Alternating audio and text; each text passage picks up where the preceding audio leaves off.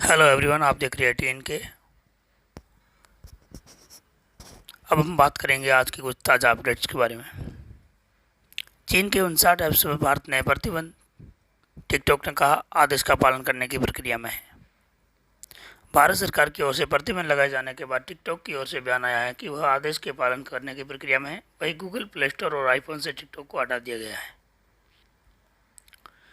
भारत सरकार की ओर से प्रतिबंध लगाए जाने के बाद टिकटॉक की ओर से बयान आया है कि वह आदेश के पालन की प्रक्रिया में है। वहीं गूगल प्ले स्टोर और आईफोन से टिकटॉक को हटा दिया गया है। देश भर में मशहूर शॉर्ट वीडियो सर्विस ने यह भी कहा है कि भारतीय कानून के तहत डेटा को गोपनीय रखना और सुरक्षा आवश्यकताओं का पालन करना जारी रखा जाएगा।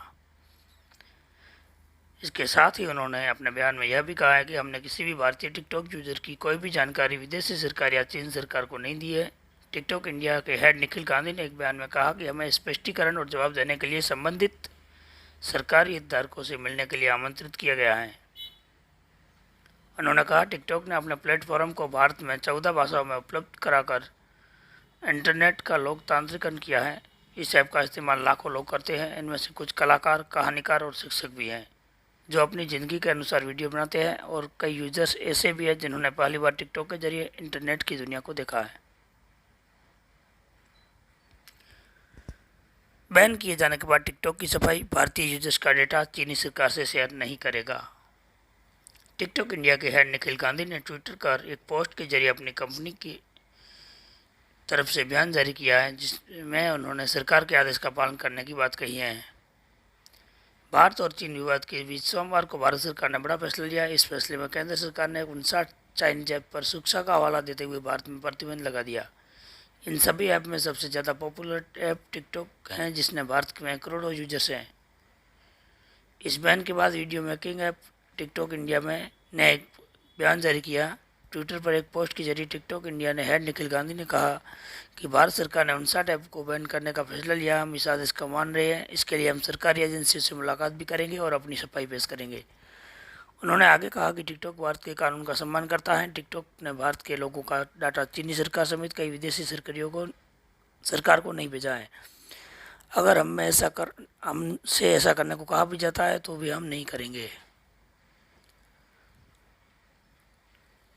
भारत के बाद अब अमेरिका में भी उठने लगी टिकटॉक पर प्रतिबंध की मांग।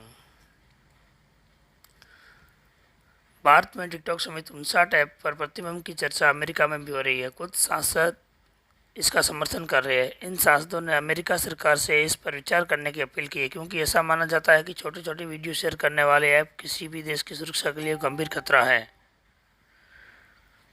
भारत ने सोमवार को टिकटॉक यूसी ब्राउजर समेत 59 ऐप को यह कहते हुए प्रतिबंधित कर दिया है कि यह देश की सुरक्षा, अखंडता और संपूर्णता के लिए नुकसानदेह है।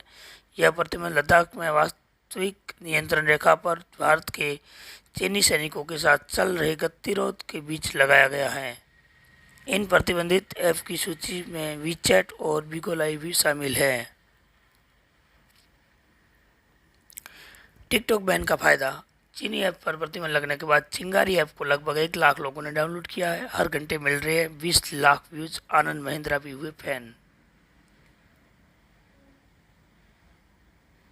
सोमवार को भारत सरकार ने टिकटॉक समेत 59 चीनी ऐप पर बैन लगा दिया, जिसके बाद अब यूजर्स के बीच टिकटॉक के इंडियन वर्जन चिंगारी ऐप को डाउनलोड करने की होड़ लग गई। टिकटॉक पर बैन लगाने के बाद कुछ समय बाद ही चिंगारी को लगभग 1 लाख लोगों ने डाउनलोड किया और हर घंटे ऐप पर 20 लाख व्यूज मिल रहे हैं। भारत चीन सीमा पर हुई झड़प के बाद भड़की चीनी विरोधी भावनाओं के कारण इसकी लोकप्रियता बढ़ती चली गई। पहले ही इसे 30 लाख लोग डाउनलोड कर चुके हैं। ऐप का बेंगलुरु स्थित प्रोग्रामर विश्वस्ता नायक और सिद्धार्थ गौतम ने पिछले 7 साल तैयार किया था, जो अब गूगल प्ले स्टोर पर टॉप चल रही है।